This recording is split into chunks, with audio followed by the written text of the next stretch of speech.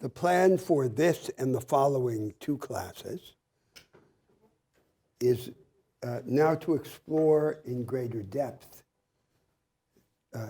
three domains of institutional and cultural reconstruction. The democratization of the market economy, the deepening of democracy, and the formation of a capable individual through a transformed practice of education. After those three classes, there would then be one class devoted to the global order and its reshaping, and the relation of this reshaping to national alternatives.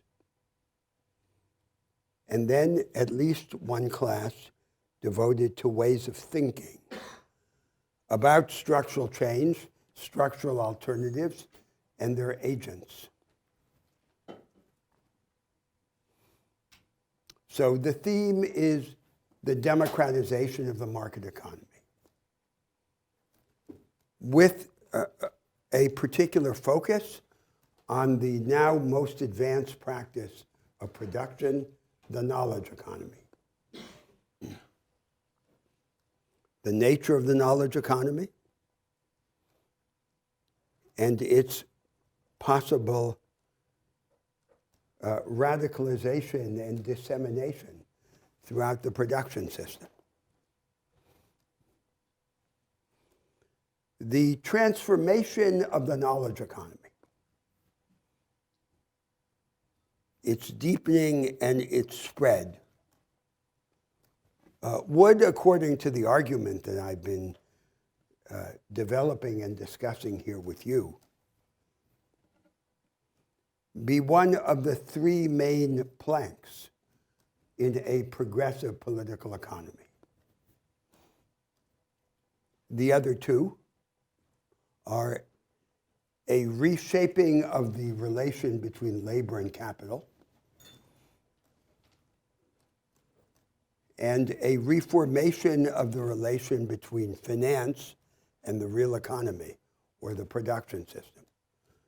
We've had at least a brief discussion of the second and third themes, and today's class would be mainly devoted to the first.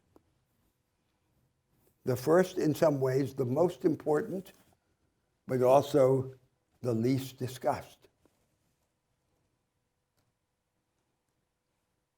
So what these three themes have in common could be understood by reference to the following four characteristics.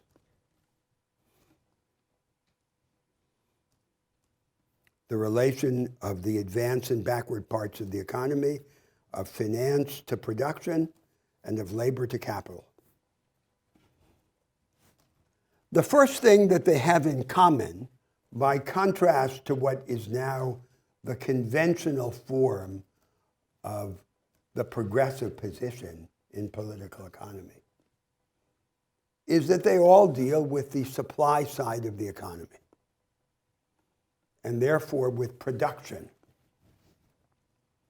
and not simply with the demand side of the economy. They're focused on production and supply, not simply or primarily on consumption and demand. And therefore, they require a different set of ideas than the vulgar Keynesianism, in which, for the most part, the progressives sought refuge when they lost their faith in Marxism. The second thing that these three themes have in common is that they all have to do with the imagination of initiatives that seek to change the arrangements that define the primary or fundamental distribution of advantage, as opposed to the secondary or derivative distribution of advantage. When the progressive project ceased to have a structural content, it took as its main goal to humanize the established economic order, to humanize it, rather than to reimagine it and remake it. And in particular, to humanize it by corrective and retrospective redistribution through tax and transfer, rather than through any attempt to change the institutions that define the initial distribution of advantage. And we've already discussed the reasons for which this attempt at retrospective correction is by its very nature very limited and likely to be doomed to frustration. The third characteristic that these three projects have in common is that they all refer to the attempt to create an economic order that is in some deep sense experimental, that does not fasten the market system to a single dogmatic version of itself. And of those three themes, the one that has this attribute in the highest degree is the first, the one about the radicalization and dissemination of the knowledge economy. Because as we shall see, one of the fundamental characteristics of the knowledge economy is that it brings closer together production and imagination. So the ultimate goal of these projects with respect to this third attribute is what you could describe polemically or philosophically as a structure of no structure,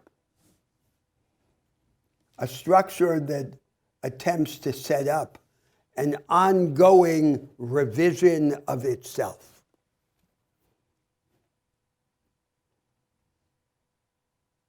So I recur to a claim that I made much earlier in the course. Like the liberals and socialists of the 19th century, and unlike the conventional social democrats of the late 20th century and of the present day, we have reason to recognize the primacy of structural change. Its primacy over merely corrective redistribution or humanization.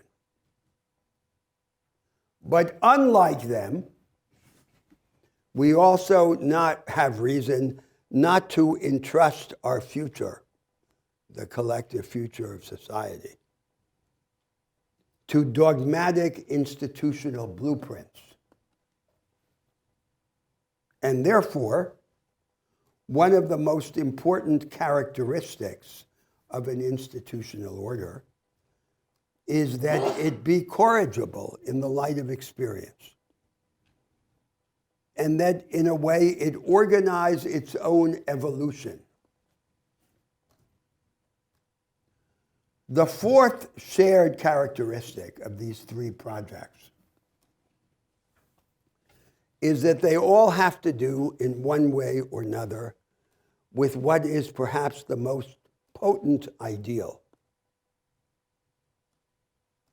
in the contemporary political debates, and the one which has or should have the greatest authority for the progressives, the ideal of the enhancement of agency, of the capacity to act within, beyond, and even against the established institutional and ideological context.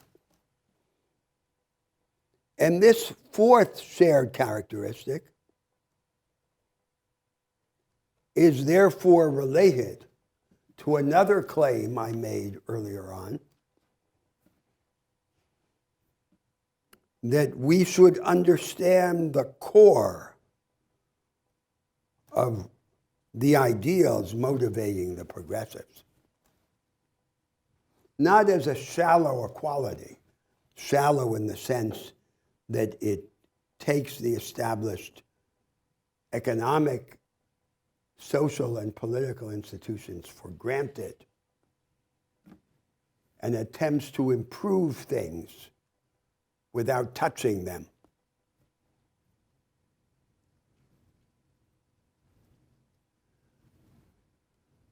But rather a deep freedom, the enhancement of the powers, of the capability, of the intensity, of the scope, of the existence of the ordinary, of the life of the ordinary man or woman. And on this view, the struggle against extreme and entrenched inequality is subsidiary to this larger effort to ascend to a higher form of life. So the background assumption is that the ideal is an ideal of deep freedom, and the method is a method of fragmentary but cumulative structural change.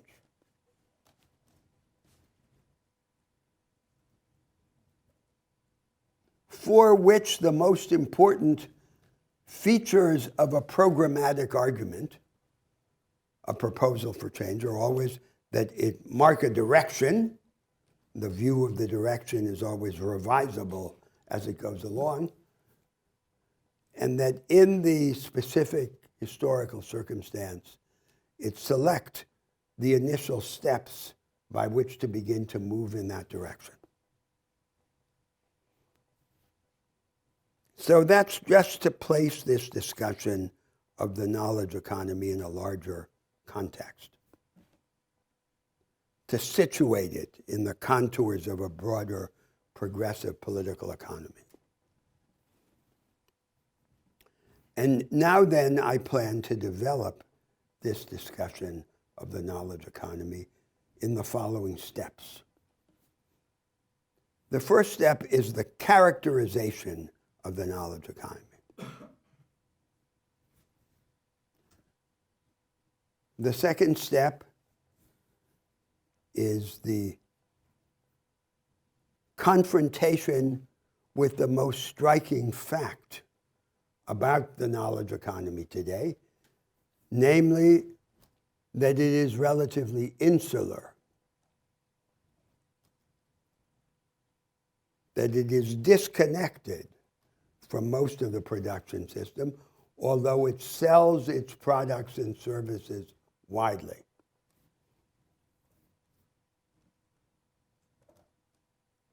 What is the nature of this insularity? And what are its consequences and its causes? That discussion then leads to the third step of the argument, which is the observation of a dilemma that is increasingly coming to the center of the world debate about development and growth.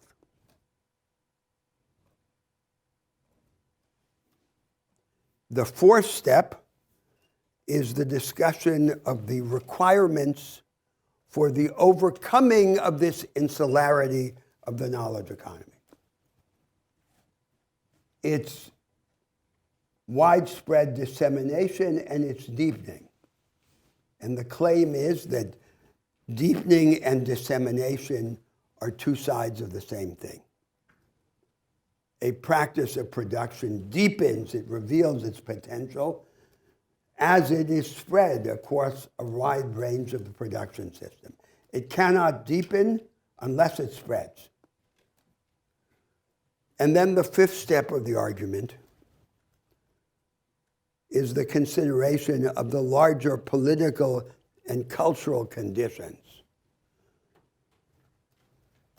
that would make it more or less likely that a particular society would be able to deepen and disseminate the knowledge economy by satisfying these requirements that I will have discussed in the previous step.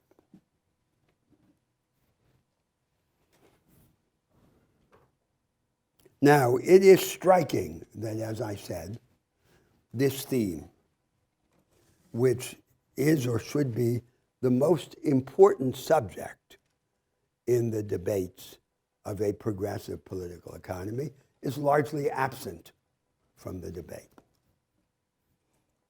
as indeed the other two are, about finance and the real economy, or labor capital.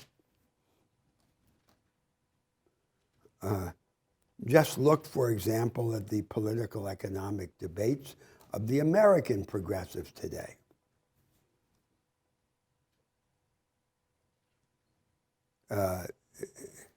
They focus on subjects like comprehensive medical care or the so-called Green New Deal. The first is urgent for the individual, and the second is said to be urgent for the society. And it is true that they both have structural implications. But that is no reason why the central structural problems themselves should not be addressed in the debate, as it seems that for the most part they are not. And at some point we should discuss why there is this disparity between what I'm claiming to be central and what is central in the existing conversation.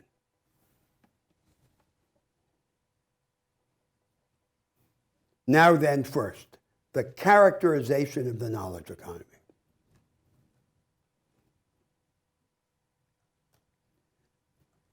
In every historical circumstance, there is a most advanced practice of production.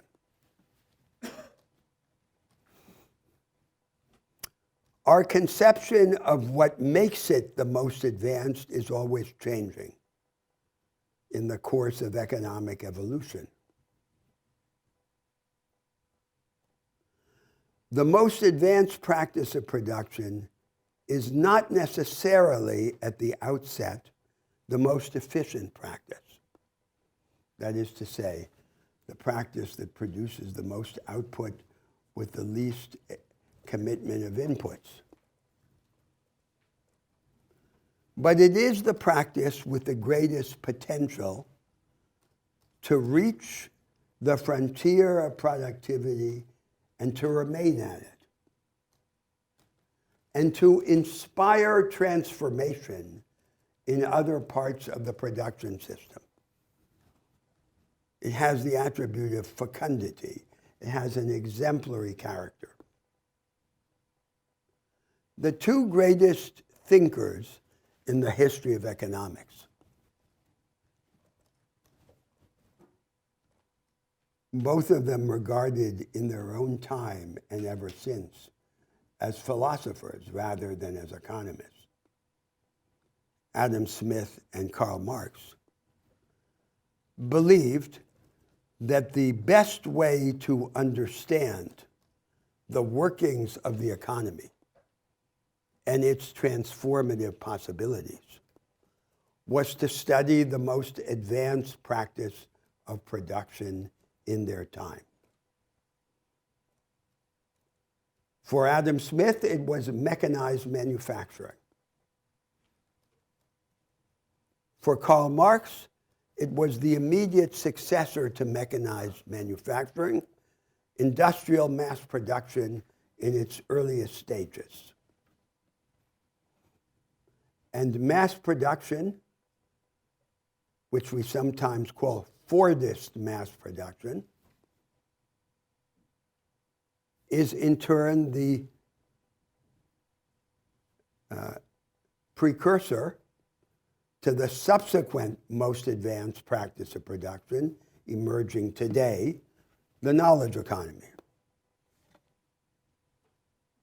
Remember a simple definition of mass production: the large-scale production of standardized goods and services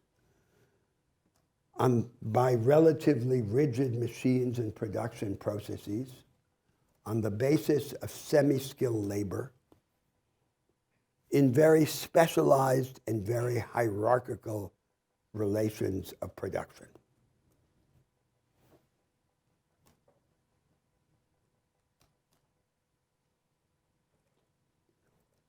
What then is the knowledge economy? It is often wrongly identified with just one of its forms, high-tech industry. And it is also often confused with its characteristic technologies. The technologies can be widely used, but their mere use or acquisition does not in and of itself transform the user into a participant in the knowledge economy. For example, a mega firm like Walmart does not become a part of the knowledge economy simply because it uses advanced computer technology and services to manage its inventory, or what the economists and technologists call a multidimensional matrix of information.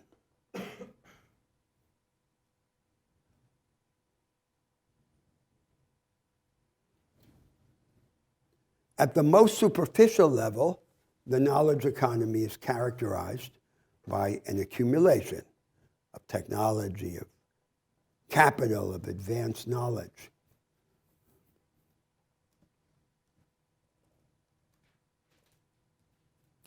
But its salient characteristics at the level of the technical division of labor or of the management of production engineering, by contrast to industrial mass production, are two.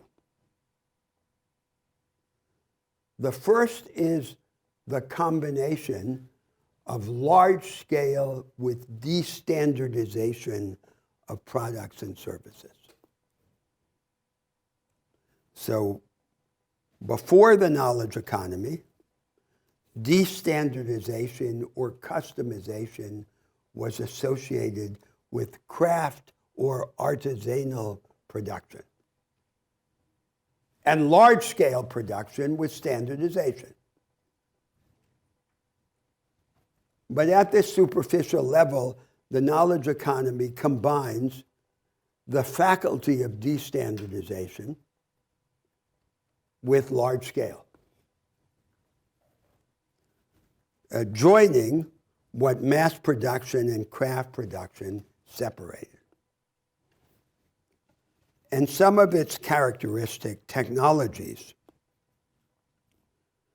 such as so-called additive manufacturing or 3D printing, allow it to do this. A second superficial characteristic of production under the knowledge economy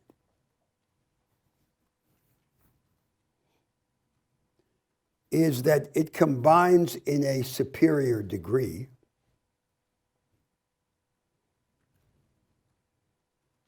the decentralization of initiative in the workplace in the technical division of labor. The allocation of a significant margin of discretion to work teams with the maintenance of coherence and momentum in the process of production. This has sometimes been called the Toyota method of production, but it takes many forms, different from the original ones in the automotive industry. So one way to understand it is through a military comparison. And it is often the case at many steps of this argument that the most revealing analogies to an understanding of the emergent productive opportunities are military analogies. So it's like the contrast between a traditional infantry brigade and a special forces or guerrilla operation, which the higher level of the military effort is one that allows the participants in the force to disperse in the field and to reinvent the operational plan in the course of its implementation without losing coherence and momentum. So they disperse and then they rejoin, and they have a higher degree of flexibility in the theater. And if we combine then these two characteristics of decentralization with coherence and destandardization and scale, we could continue the military analogy. What the knowledge economy wants is the productive equivalent of an army that doesn't simply have an operational vanguard within it, a special forces unit, but that takes on all of it, the characteristics of this special forces unit. So the whole army takes on the characteristics of the vanguard and is able to scale up what seems necessarily at first to require a small scale or very special characteristics and powers.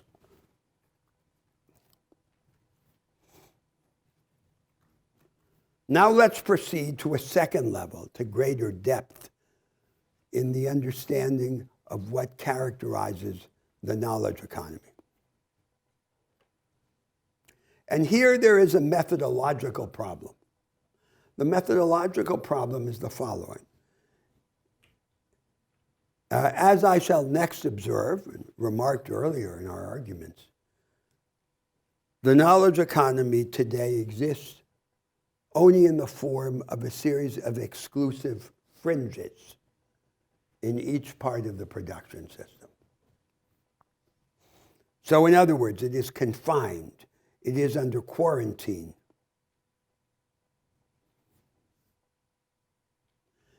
And to the extent that it is truncated in its dissemination,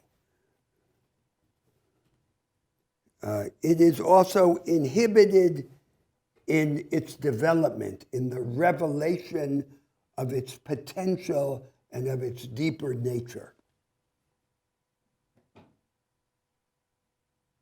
As I said before, a practice of production reveals its potential only by spreading across different contexts of production.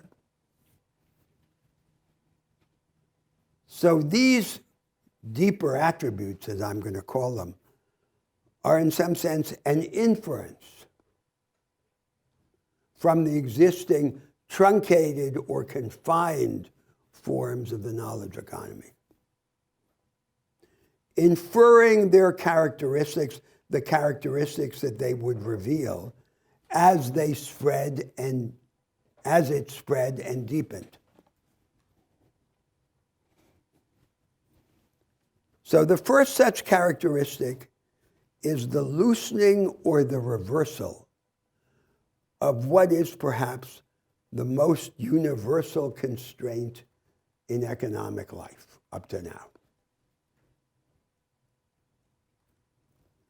which is the so-called law of diminishing marginal returns. Hold all the inputs or factors of production in a certain productive process constant, and add to one of the inputs or factors. What will happen is that there will be, at first, an increase in the output. It will increase. At some point, it will stabilize. And then the returns to the increasing input will begin to decline. And that is what we mean by the so-called law of diminishing marginal returns, which is, by convention, associated with the short term in economic life, but has far-reaching implications for the long term. Now, what is the basis of this law of diminishing marginal returns? Why do they diminish? Now, this, you might think, is an obvious question, but it's a question that doesn't seem to have been answered and is not even, so far as I can tell, the object of an active discussion within economic theory. But one conjecture or line of thinking is the following.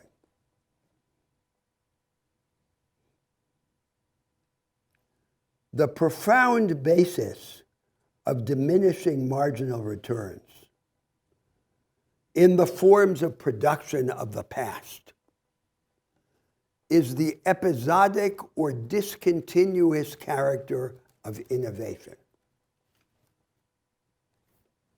So, the heart of the rise of productivity is innovation. Technological, organizational, institutional, and conceptual. And for the most part, innovation comes from outside the production system, from science and technology, the history of science and technology on one side,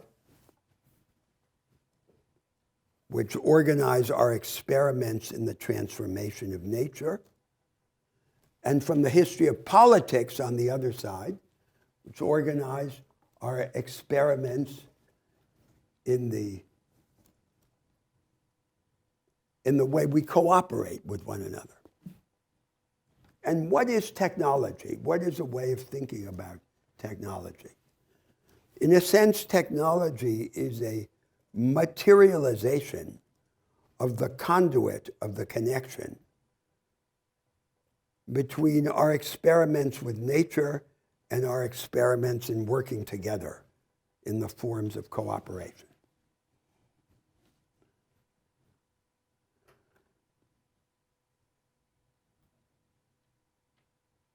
And up to now, in economic history, innovation has largely been exogenous, external to the production system, and discontinuous or punctuated or episodic. The promise of the knowledge economy is that innovation would be not simply external to the production system, but would also be internal. The best firms become like the best schools. The process of production comes more closely to resemble the process of scientific discovery and experiment. And then the tendency of innovation is to become perpetual, rather than discontinuous and episodic. And to the extent that innovation becomes perpetual, on this view, on this conjecture, the constraint of diminishing marginal returns would be loosened or at the limit even reversed. And you can see what would be the intuitive ground of this process or of this idea. That if the growth of production becomes more like the growth of knowledge, then we can think that in knowledge, the more we know, the more we discover, the deeper our insight, the easier it is to reach the next step.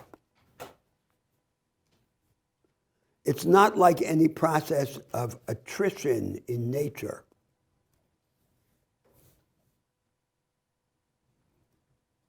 So production becomes less like a natural process and more like the growth of knowledge. And the growth of knowledge is not subject to any law of diminishing marginal returns.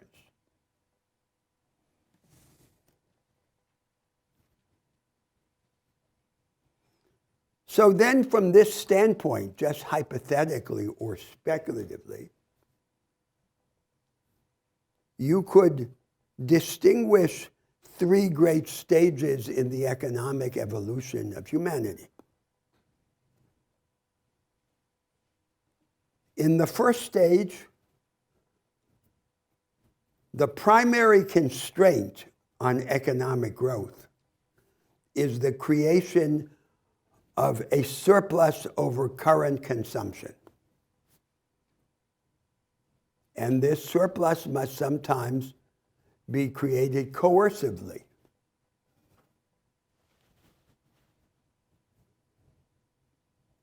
So both Karl Marx and Adam Smith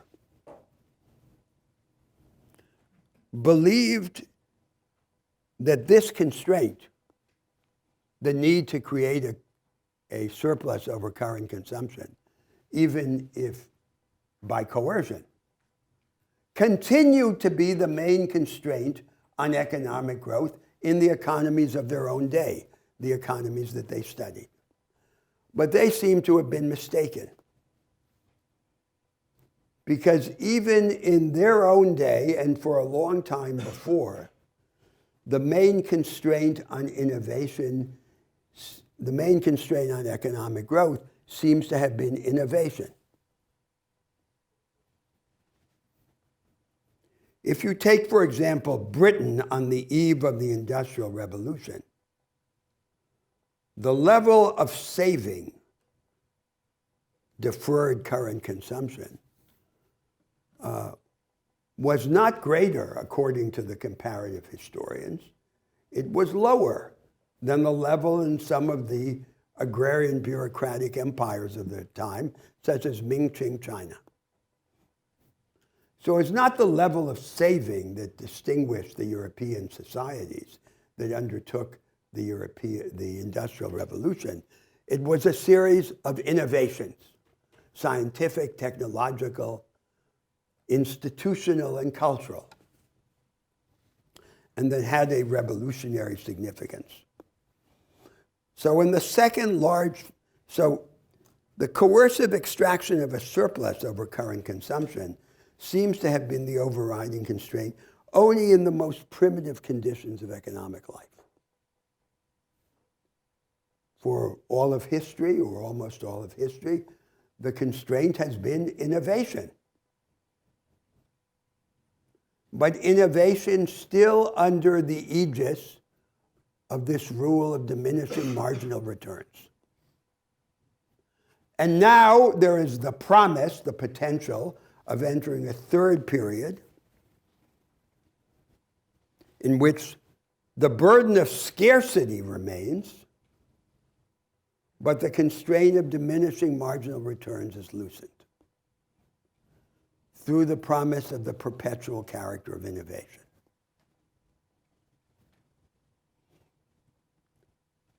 A second, deeper characteristic of the knowledge economy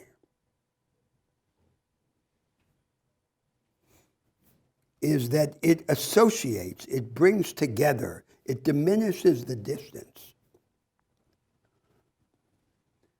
between the activity of production and the activity of the imagination.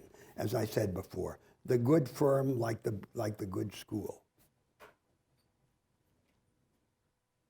And this proximity of production and imagination has implications both for the way people work, the technical division of labor, and for the relation between workers and machines. For the way in which people work, it means that a productive team should become more like a team of experimentalists in a process of scientific discovery. And for the relation between the worker and the machine, it means the following. What we've learned how to repeat, we express in a formula or an algorithm. What we can express algorithmically, we can embody in a mechanical device. And the mechanical device does for us everything that we've learned how to repeat, so that, here is the unrealized potential, so that we can use our time for the not yet repeatable. So it's not that the machine would do some things and we would do completely different things, as in a simple idea of automation, is that the worker would become, as it were, the anti-machine working with the machine. And the combination of the two would be much more powerful than either of the two of them separately. The third deepest characteristic of the knowledge economy, again by inference to what it would become as it deepened and spread, is a revolution in the moral culture of production. The traditional forms of production, like mass production, like the established form of the market economy itself, are based upon a generalization of a low level of trust among strangers. So the European social theorists argued that one of the deep characteristics of the modern economic forms is that they broke down the radical contrast between no trust in the relation to strangers and high trust in the relation to insiders, for example, in kinship groups. And what they required was the generalization of a modicum of trust, of low trust among strangers. And low trust goes together with command and control. So you could say of the market economy itself in its conventional form. What is the market economy? The market economy is a form of simplified cooperation among strangers that is unnecessary when there is high trust and impossible when there is no trust. Its moral basis is a low level of generalized trust among strangers. And that moral culture is expressed in the traditional regimes of contract and of property, of the received private law. But that's not what the knowledge economy is like as it develops and disseminates. It seems to require an elevation of the level of trust among the participants in the process of production. Reciprocal trust and a heightening of the margin of discretionary initiative allowed to each of the participants. And once again, you can make the military comparison to the difference between a special force or a guerrilla and a command and control infantry brigade.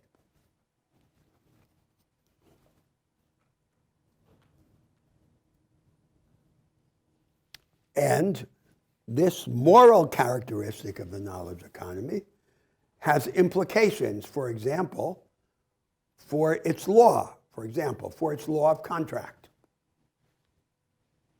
It will have to rely much less on the traditional paradigm of contract, the arm's length, fully articulated executory promise, which is exhausted in a single instantaneous performance, and to rely much more on semi-articulated, not fully bargained out, incomplete, ongoing relational contracts among collaborators in the process of production.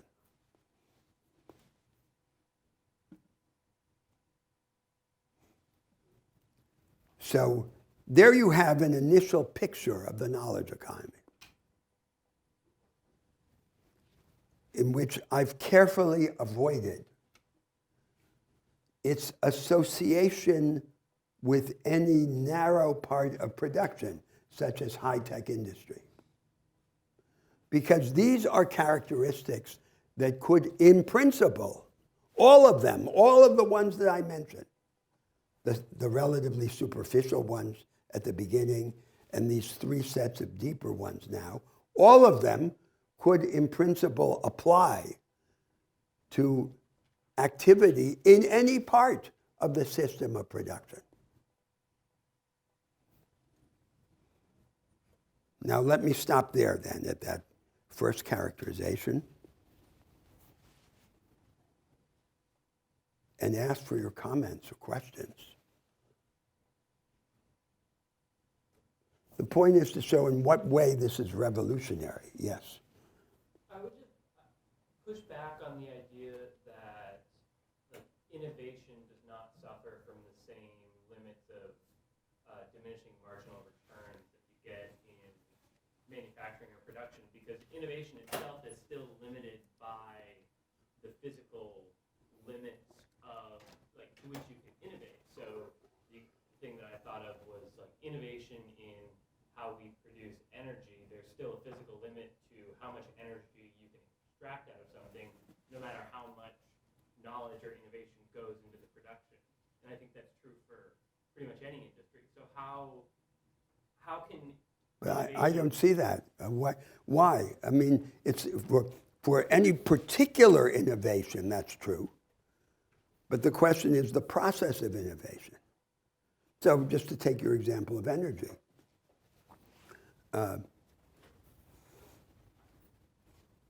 Solar energy is, for all practical purposes, unlimited. We don't know yet how to harness it efficiently, effectively, on sufficiently large scale. Now, has some ultimate limit in that the sun, like everything else in the universe, has an end. It won't exist forever. But in comparison to our available forms of energy, it is, for all practical purposes, unlimited. Although we are not yet able to tap its potential efficiency. So the claim about the perpetual character of innovation is not that any one innovation is not subject to diminishing returns, but that the process of innovation, as it becomes less exogenous and more endogenous to production, less episodic and more continuous or perpetual, lifts this burden of diminishing marginal returns. That's the argument. And if it were true, it seems that that must be the case. Because, and it's in your own example, that the reason why there's diminishing marginal returns is that the return to a particular innovation will, by the nature of things, be limited. But isn't there, I mean, with the example of solar energy, there's still, like, yes, you can continue to innovate and expand how you use it, but there's still, like, a set amount of energy that's coming off from the sun and a set amount of resources that we have to make solar panels out of. Like, there's still a hard limit to how much energy. No. I think there you're, it seems to me you're associating the particular device for obtaining the solar panels under contemporary technology with the energetic potential of the sun. The energetic potential of the sun is, of course, in some abstract sense also limited, because everything that exists in nature is finite and temporary. But for all practical purposes, at the scale of human life and human activity, it's unlimited. It's just that we don't know how to use it. So it's not by solar panels, but the energy that is available on the sun is exponentially greater than all of the energy that we would have a chance of using on the planet Earth. It's just that we don't know how to use it yet. And so seems to me to be a different order of problems. But I don't see the conceptual difficulty. Of course, the question is, to what extent is this just an idealization? So are we still very far? And how far are we from this idea of a perpetual innovation? But it's a question of degree, right? It must be, in some sense, a continuum. And the point, I think the deeper point is that there's a connection between the extent to which this constraint of diminishing marginal return applies and the extent to which innovation has this punctuated character. The less punctuated it is, the more perpetual it is, the more internal it is to our everyday activities, the less it would apply, this constraint. Yes? I am also skeptical, although I think for very different reasons. To my knowledge, the problem in the past has never really been the hard limit of any given resource as to like why innovation starts to stop, sort of advancement starts to stop. There does seem to me to be you're overlooking the, like, science does not proceed geometrically. In fact, the deeper you go in science, while you gain more tools to learn things, the problems become exponentially more complex. Mm-hmm. So it thus far has seemed to end up being rather linear. And that's not to suggest that will always necessarily remain the case. But it seems to me that you're saying, like, if we can move the, like, have the development of, like, the production system reflect something more like the process of just gaining knowledge, because correct, the ideal correct. So put aside that particular form of the argument, the vocabulary I used, and think of it more intuitively in this way, that the idea of diminishing margin of returns has an affinity to an idea like attrition in Newtonian mechanics. So it's to the extent that productive activity shares in the characteristics of nature, of a natural process, it's subject to these attritions. But to the extent that it shares in the intangible character of knowledge and the growth of knowledge, it's not subject to them. Because that's not our experience of the growth of knowledge, that the more we know, somehow, that there's a decrease in the returns to insight It doesn't work that way. The deeper our insight into a set of phenomena, the more we can accelerate. It's not to say that that we don't hit blocks in the evolution of science, but there isn't an equivalent in the development of our scientific capabilities to this naturalistic idea of attrition and decline. Let me see if I can rephrase what I'm trying to get at. Currently, the production system and what you might call like development of knowledge and politics Yes. do exist in a feedback loop, in that the production of scientific knowledge creates new bases on which the production system can use to innovate, i.e. the Industrial Revolution. Yes. Which then produces tools that that solve scientific problems and make it easier to advance the continual gaining of knowledge. How is this radically different from the current system, other than like it seems to me that gap and that time lag is always going to be there to some extent, because you mean the gap between a discovery in science and an advance in production? Yeah, that's specific. Yeah. But of course, one of the things that is being supposed here in this is that not only does discovery become less episodic, but it becomes also more endogenous to production itself. Well, because that's one of the characteristics of these most advanced forms. And we see it already in these limited forms of the knowledge economy. They're not just waiting for computer science or material science to reveal something new. All the time on the shop floor, in their laboratories, they are discovering things.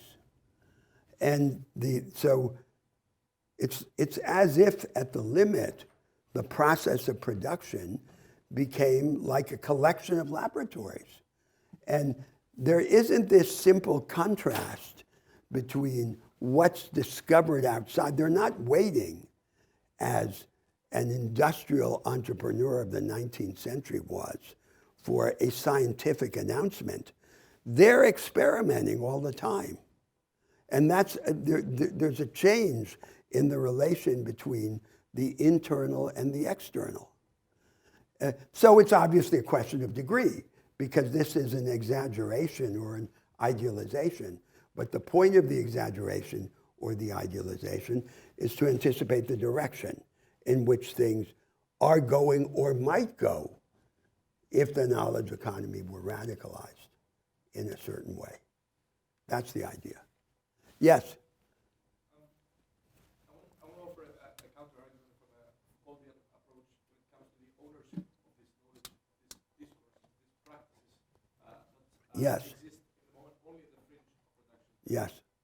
So in his inaugural lecture, Foucault gives an anecdote of a Japanese shogun who hears that the Europeans have a superiority of military and politics and economics because they know mathematics. So he finds an English sailor and he takes classes with him, and he finally possesses this miraculous discourse of mathematics and manages to implement these techniques. So I'm wondering if we can draw a parallel here. How can we imagine an alternative universe in which these very sophisticated and advanced methods and modes of production that require a Yes. system of thinking and that reproduces them can be disseminated to the Correct. country? So how can we imagine? That's the next step. We haven't gotten there yet. So this is just the characterization of the knowledge economy. But you're entirely right to ask this question. So, for example, just focusing on education, the participants in mass production only needed minimal education. There was a theory claiming that education was indispensable, but wasn't true. But this is different. this really does require education. And education, as I want to argue, of a very particular kind. And so the question is, you raise the question, is it realistic to expect that it can be widely disseminated? But that's a question that we have to come to. So it does depend on very demanding requirements. And then there's the issue of, can we meet these requirements at a large scale? Or are they by their very nature only for an elite? That's how I interpret your question. Yes? Sorry, this is just a more basic question, but when you say that innovation is process conservation will, in some way change the nature of diminishing marginal returns, is that diminishing marginal returns of labor and capital in exchange? Speak more loudly. Which factor of production? Of all factors of production? Of only of innovation? I struggle to conceptualize how innovation will eliminate, for example, the diminishing marginal returns of labor. What does that But the diminishing marginal returns of labor, even on conventional views in economics, have to do with productivity. And productivity is in turn largely shaped on the conventional view by technology. That's the conventional view. That's not the view that I'm urging. But the conventional view is that this was Solow's residue, and it's a conventional view in the modern theory of economic growth. After you've taken account of all the causes of economic growth that have to do with the increase of inputs, there's a residue. Residue is productivity. And what is productivity about? Productivity is about technology. They arrive at this view by exclusion. But that's the conventional view. That's what it is. What is productivity? Productivity is in the first instance labor productivity. Secondarily, total factor productivity. Empirically, there's great proximity between labor productivity and total factor productivity. So most of productivity is labor productivity. And most of labor productivity, on the conventional view, has to do with the technological instruments available to the worker. That's what it is on the conventional view. And so, in a sense, this argument is taking off from those conventional ideas. It's not requiring a totally different way of thinking. Can I just ask one more question? If you're talking about diminishing marginal returns, marginal productivity, marginal labor, aren't you holding that productivity factor constant? The productivity factor constant? No, of course not. Because what's in debate is precisely productivity. So there's a conundrum now. Let me change the sequence now of the argument to immediately introduce the empirical element. So in all of these contemporary economies, the rich North Atlantic economies, since about the 1970s, after the 30 so-called glorious years following the Second World War, there has been a decline in productivity, a significant decline. The decline was interrupted in the United States and in a few other rich economies for a decade. Between 1995 and 2004, when there was a temporary spike up in productivity. A common idea now is that this was a one-time benefit from the dissemination of computer and information technology. And after 2004 or 2005, productivity again declined.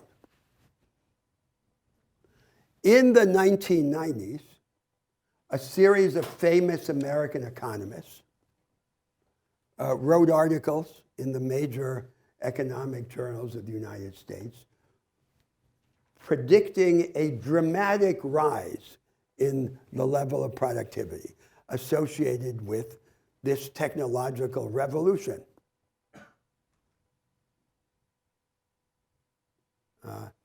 One of them, who now is the single most famous theorist of the opposite view, wrote an article called Explosive Productivity Growth. Now, these same people who predicted this revolution in productivity are now the main theoreticians of something called secular stagnation.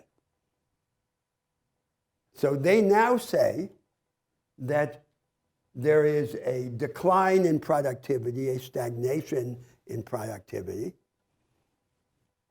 and that it's somehow natural because these contemporary technologies, like the computer and information technologies, according to them, have much less potential than the technological innovations of 100 years ago. It's the same people. So it's like they predicted this radical growth in productivity, but it turned out to be just a flash in the pan, a one-time thing. And now retrospectively, they're reversing their theory. So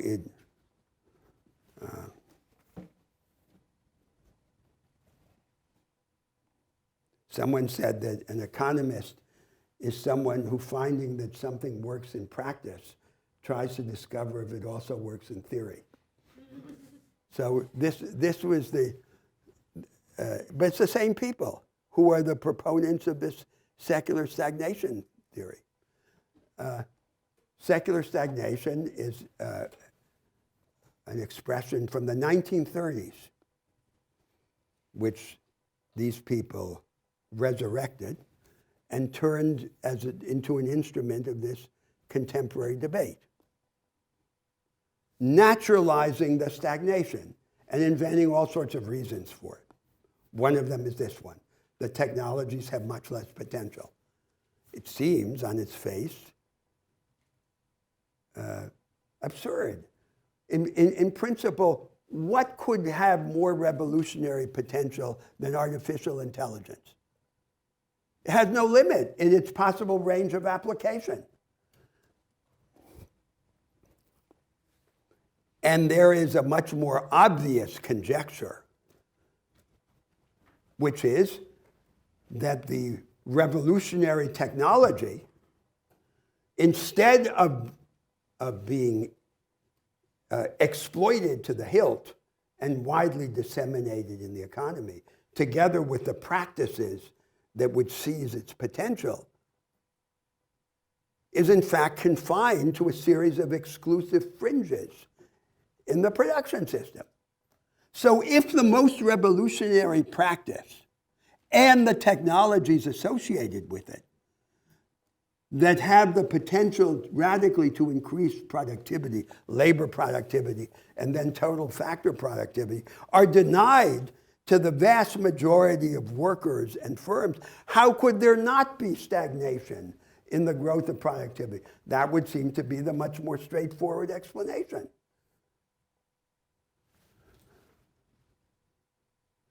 So that then brings us to this enigma of the confinement of the production, of the advanced practice of production.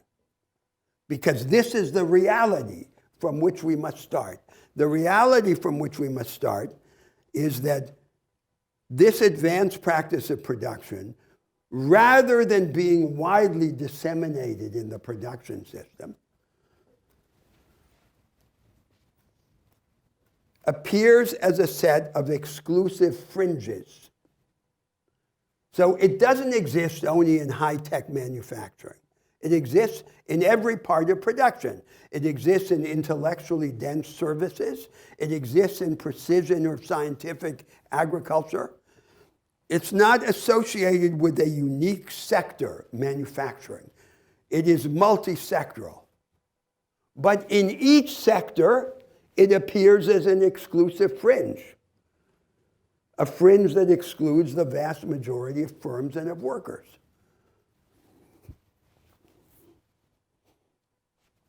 So it does sell its products and services widely,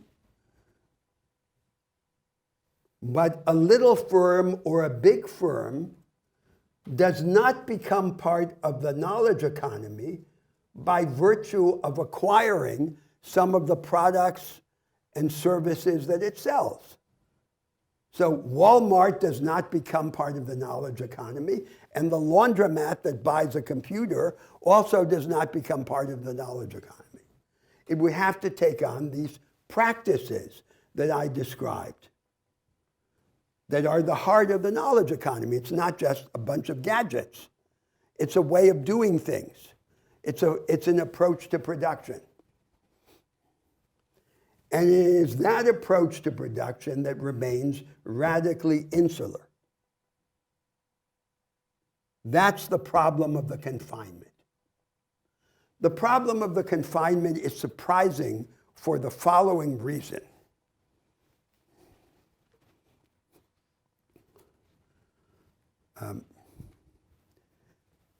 The earlier, most advanced practice of production, industrial mass production,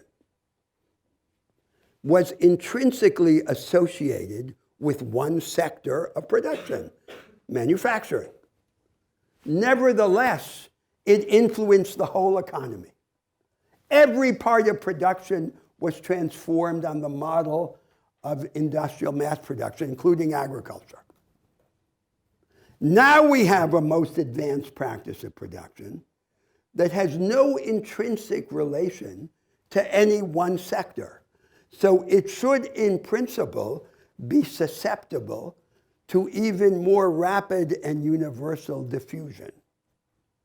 But the opposite happens, which is that it's confined. So how are we to understand that?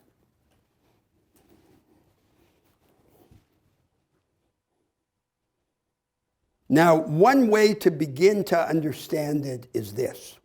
By comparison to the previous advanced form of most advanced practice of production, industrial mass production. So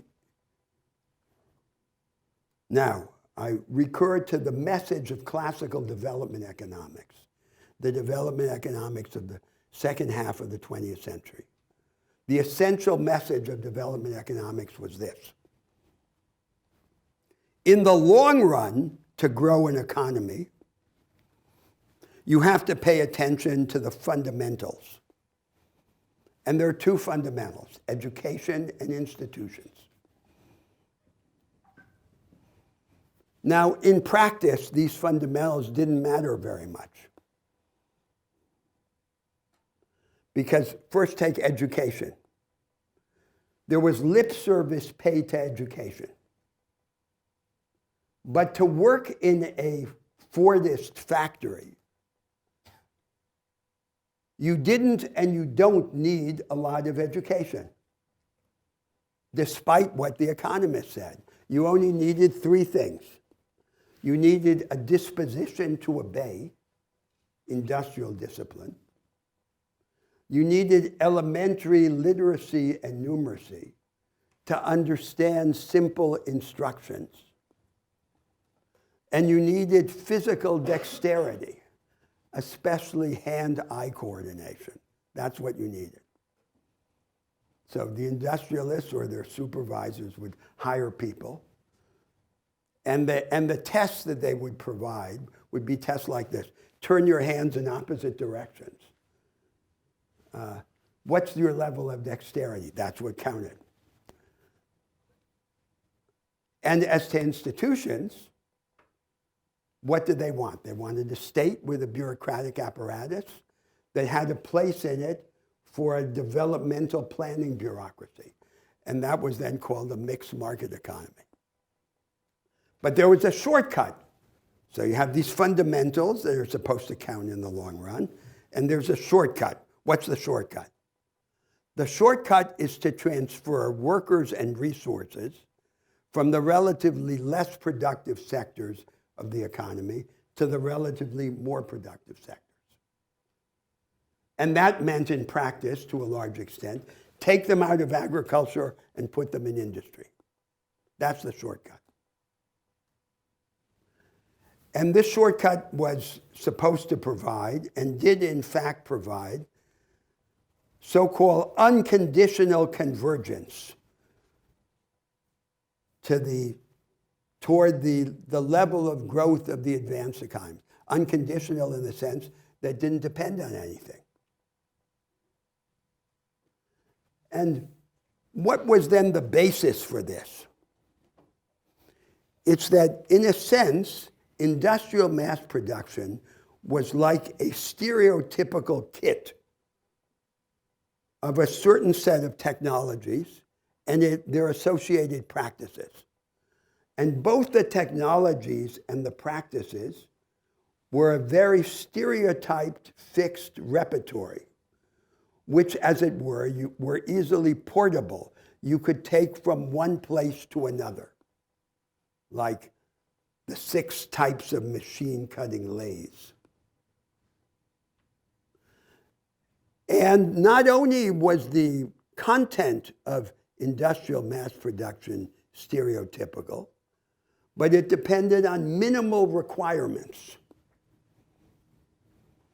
because these requirements of education and institutions, the so-called fundamentals, were very loose. Now it seems that the situation for the knowledge economy is completely different. Because for the knowledge economy, it's not clear what the stereotypical content is. There are a set of relatively undefined capabilities that can be used with these new technologies. And instead of a minimal set of requirements, there is a demanding set of requirements. Now, for example, education really is important. Before it wasn't. And we have to ask under what sets of institutional conditions, what kind of organized experimentalism, this new practice of production could in fact spread. So that would be the beginning of an explanation of why the knowledge economy is confined. But it would be a very incomplete explanation.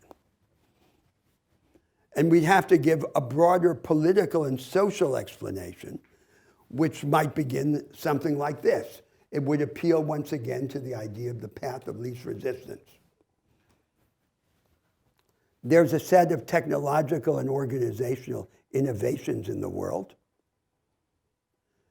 And the tendency in each historical circumstance is to adopt those innovations in the form that least disturbs the ruling interests and the established preconceptions. So in a sense, the insular knowledge economy, which is the only knowledge economy that exists, is a characteristic expression of one of these paths of least resistance. So it's not being disseminated. The opposite is happening. Instead of it being disseminated, the people who control it are finding a way to transform part of the production process into commodities or routines. And these routinized or commoditized parts of the production process are then being subcontracted to workers and firms, often in remote parts of the world, with much lower wages and lower tax takes. So there's a bifurcation in which the core of the knowledge economy, its creative core, is retreating into an inner sanctum, and it's finding a way to spin off parts of itself that can be the object of routines or transformed into commodities. And this process of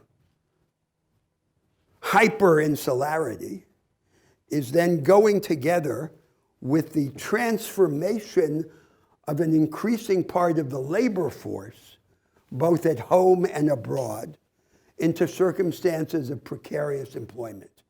That is, the labor force is being organized on a global scale in the form of a new putting out system.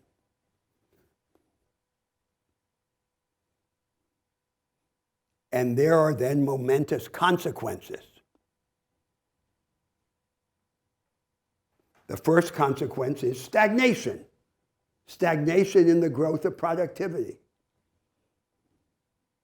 How could there not be stagnation in the growth of productivity if the most productive practice is confined? And the second consequence is the aggravation of inequality.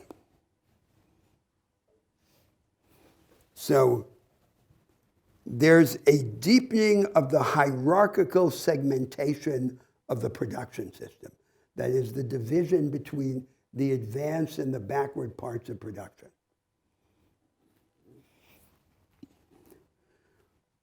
And the deeper the hierarchical segmentation, the harder it is to master it by the primary instrument of conventional social democracy, which is retrospective and compensatory redistribution by tax and transfer, by progressive taxation and by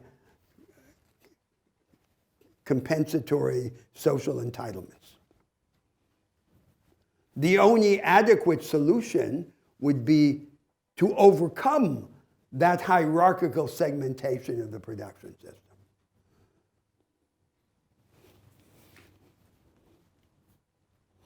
And you might say there's a third consequence in addition to stagnation and inequality.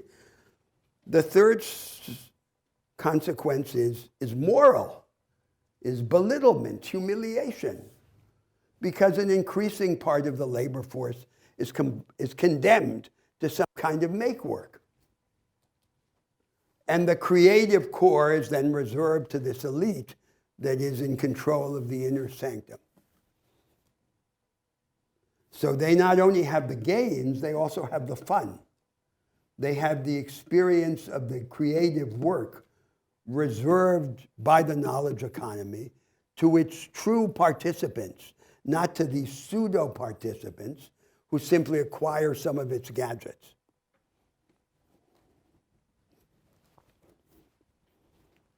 So that's then the second step of the argument. And then we come to the third step. Let me just state the third step briefly. The third step then is the evocation of this dilemma, which is increasingly coming to the center of the worldwide debate about economic development and growth. The dilemma is the following.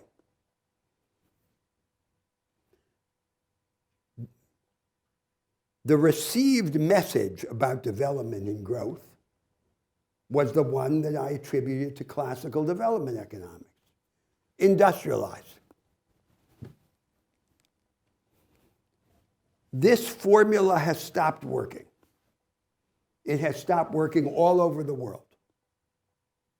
And many countries around the world are deindustrializing. So why has it stopped working? So one reason it stopped working is that conventional industry is no longer the vanguard. Conventional industry is either a leftover of an earlier vanguard, or it is a sidekick of the new vanguard. So the new vanguard commoditizes part of its production process and subcontracts to these belated Fordist firms. And they're then under the command of the new vanguard with a much lower level of gain and with no prospect of ascent up the ladder of capabilities. Then there's a race to the bottom because the leftover and the sidekick will flourish more easily where the wage is low and the tax take is low. And moreover, the vanguard is increasingly able to outcompete the leftover to produce better and more cheaply the same things that the old vanguard used to produce. So it has no future.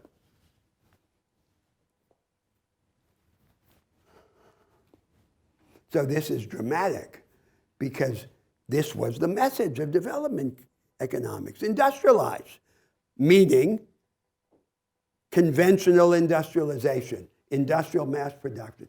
It has stopped working.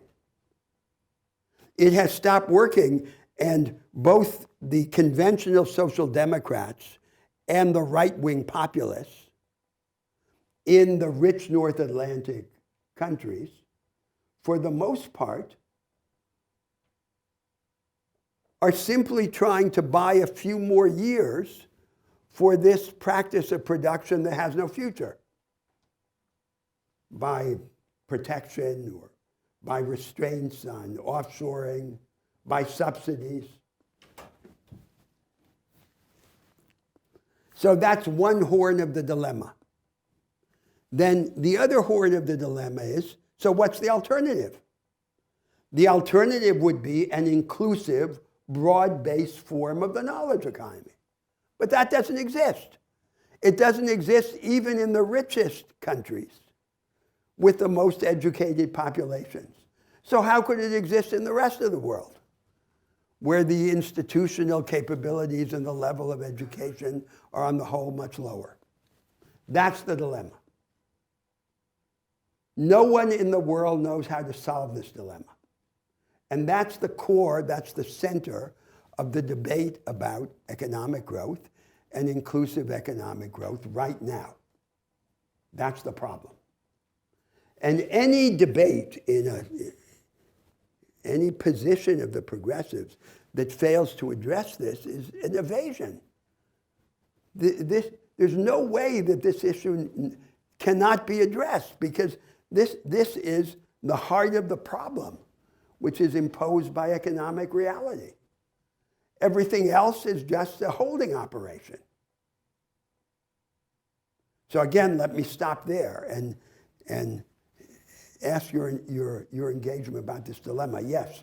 So going back to your question, that was really insightful, is a big part of how the economy is currently organized is for the extraction of value by X, Y, or Z group of people. Yes. But they, especially as is the kind of intellectual justification, if they are innovators, they should be able to extract the value of that innovation for some period of time, and that encourages people to silo their own innovation so they can continue to Yes.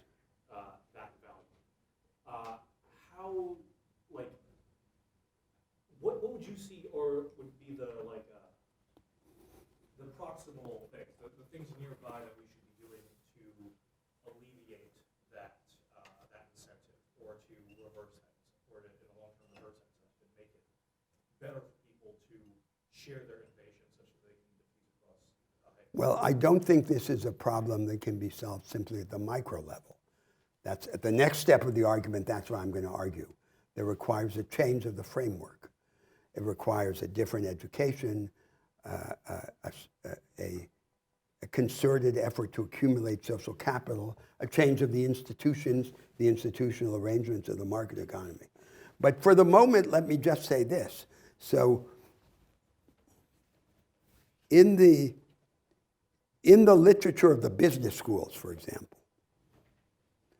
and in the mentality of the tech executives, it seems that the idea is that the way to solve this problem and to grow the economy under contemporary conditions is simply to multiply the number of advanced or so-called disruptive firms.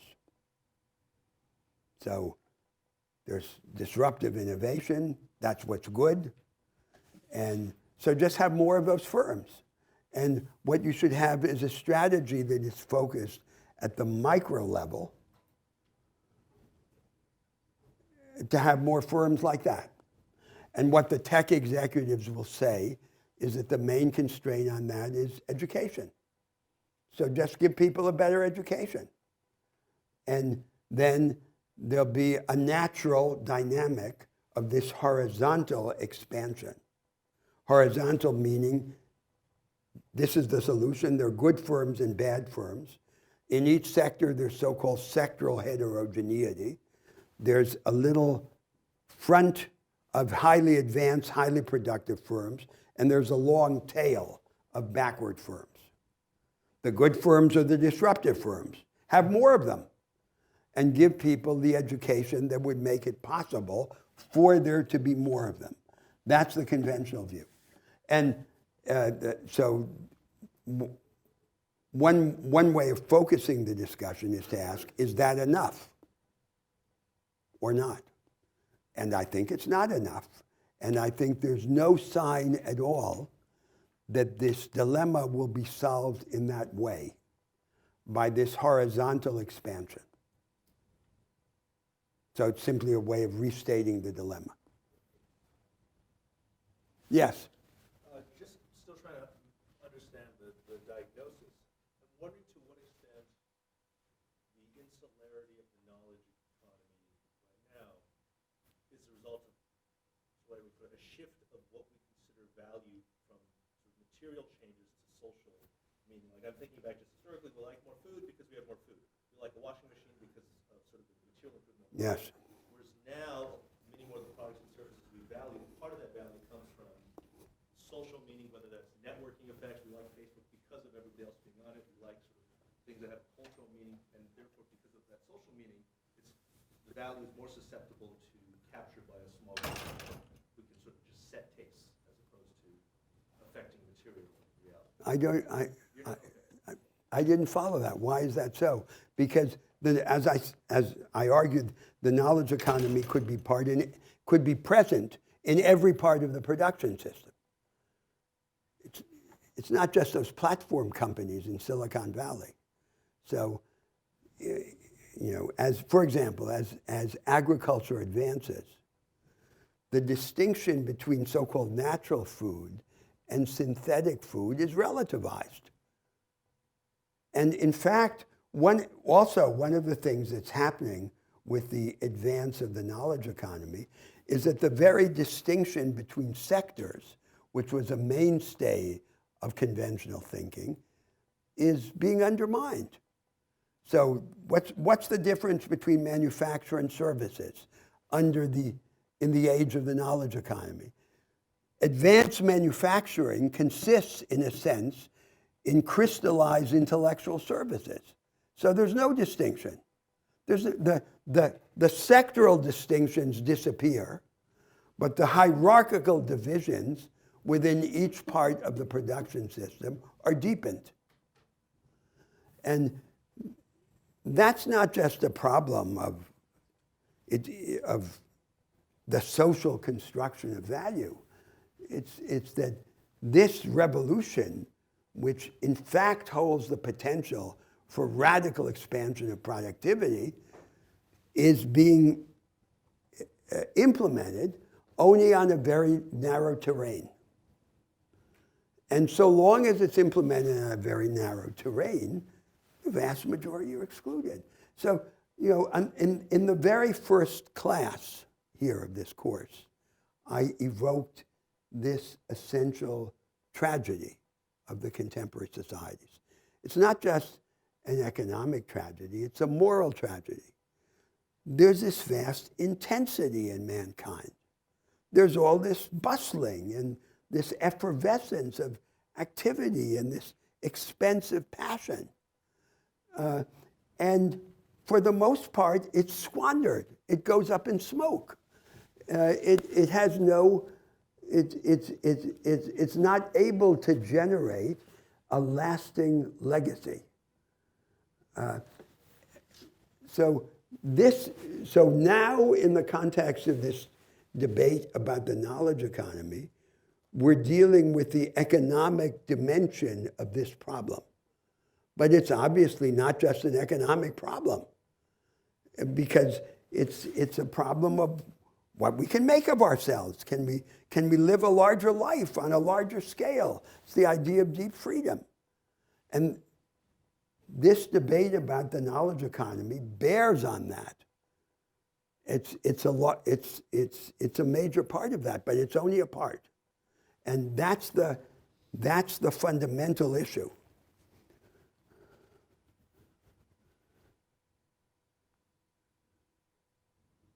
So the general form of the question, and this would then be the fourth step of the argument, is in principle, what would be the requirements for the dissemination and the deepening of the knowledge economy? Now, let me begin by attempting to defend a proposition that earlier I stated dogmatically, which is that deepening and dissemination are two sides of the same thing. So this may not be a self-evident proposition, but the basic idea is this, that if a practice of production exists only in a particular setting, in a milieu, in a narrow part of the production system, it will take on characteristics that are only suited to that form. It's only as it spreads across the production system, across a wide range of economic and social circumstances, that it then has to reinvent itself and separate what is central to it from what is peripheral. And so then this process of its dissemination is the process by which it deepens. The deepening and dissemination are not two different things. They're two sides of the same thing. That's the idea.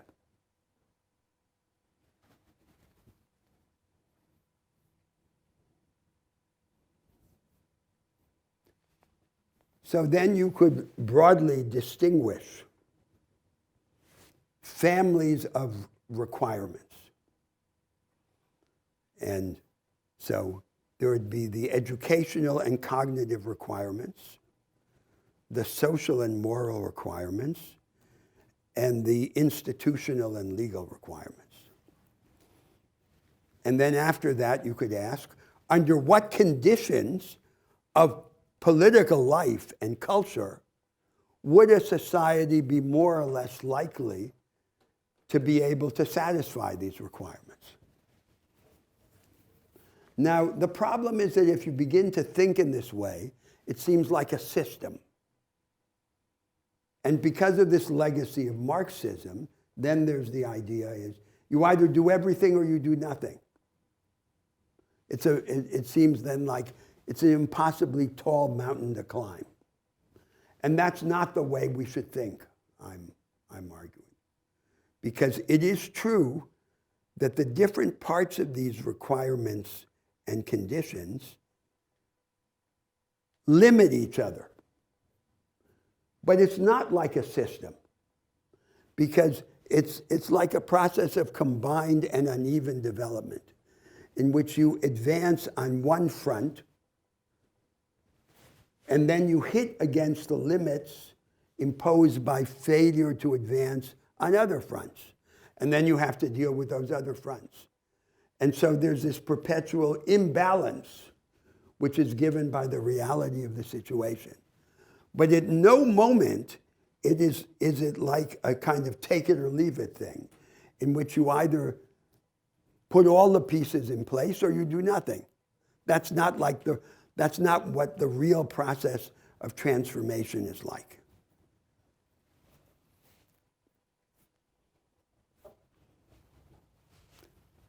So let's start with the educational and cognitive requirements. The knowledge economy, as I have described it, does require a very particular kind of education.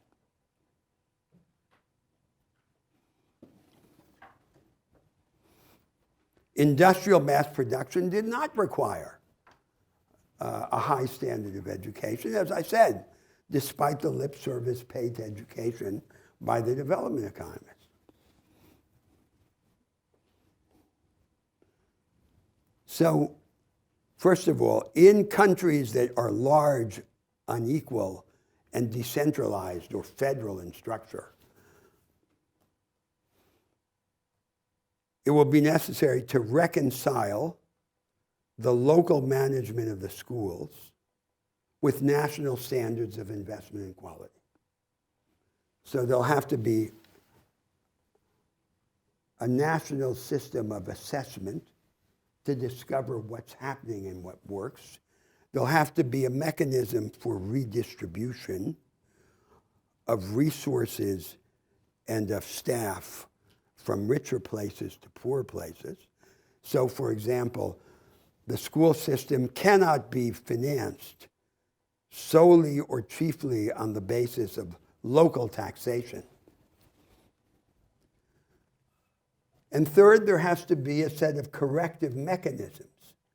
If a local school system repeatedly falls beneath the minimal acceptable threshold of quality, it has to be taken over, fixed, and returned fixed.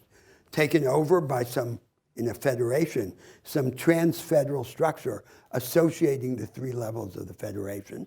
They take it over, they delegate it to independent professional authorities who fix it and return it fixed. It wouldn't be a federal intervention in the local authority. It would be this procedure of recovery. But the more difficult problem is then the educational paradigm itself, the way of teaching and learning. What would it have to be like to meet the demands of the knowledge economy? So it would have to, first of all, privilege analytic and synthetic capabilities over the mastery of information.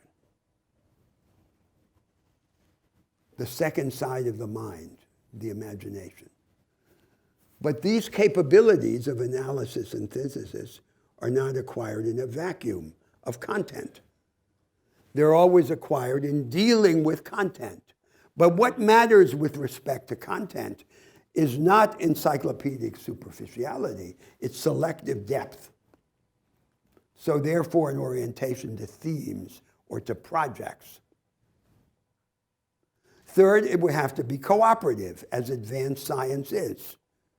Cooperation among students, among teachers, among schools. And fourth, it would have to be dialectical. Everything would have to be taught from contrasting points of view. And in this sense, it would have to be opposed to the orthodoxies of the university culture. So it would have to denaturalize the forced marriage between method and subject matter that is the heart of the dogmas of the university culture.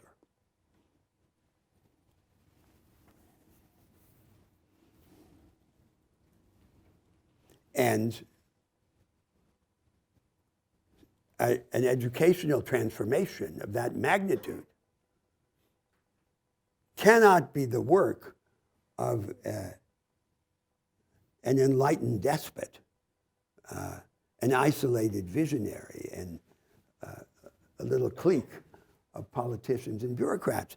There have to be a pedagogical vanguard in the country, hundreds and thousands of teachers who, in some sense, become the co-authors of this program. And how is that going to happen? It's not going to happen simply as the technical requirement for the dissemination of a style of production. It's only going to happen if this plank in the progressive platform is part of a more general movement in the society and the culture. A movement focused on very general themes, like the theme of the enhancement of agency.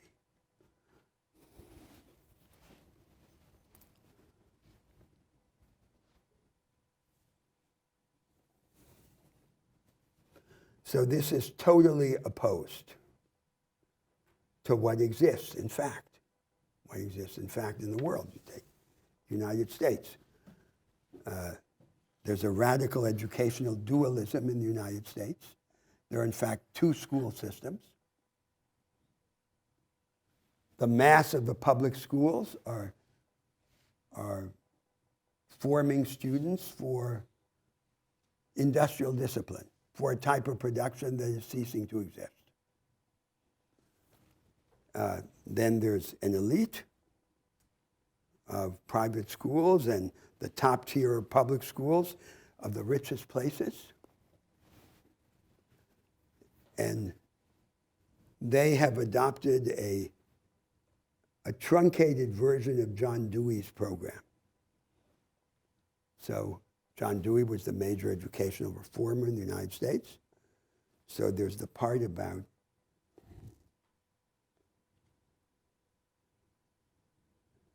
analytical capability developed through dialogue, through teamwork.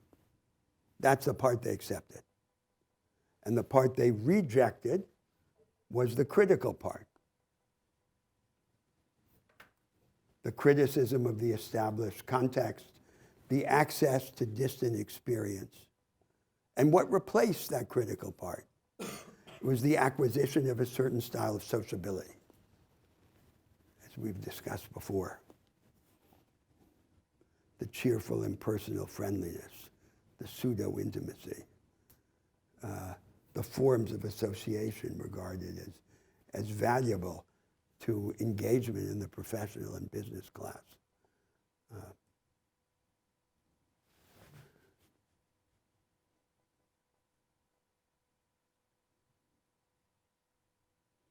Seems to me that there's a dilemma that consists, a problem that consists in this. And we begin to see it already in this first set of demands of the knowledge economy. That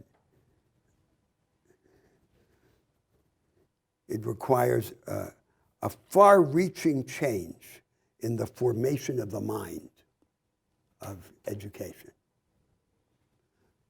But that change would never come about if it were to come about simply as an instrument for the propagation of this form of production. It has to have a much broader motivation. So it's nothing that could be thought of technocratically or just in narrow economic forms. It requires an idea of emancipation, of empowerment, of greatness, of shared bigness, which has to be given substance, programmatic substance in many different domains. So you will have seen that we did not complete the discussion of the knowledge economy. We really only began it. And but we should take as long as it takes, and so this discussion will then continue in the next class, and we'll begin the discussion of democracy, the deepening of democracy, only when we have satisfied ourselves with this great theme. It's a fantastic theme. And it's a fantastic theme because this,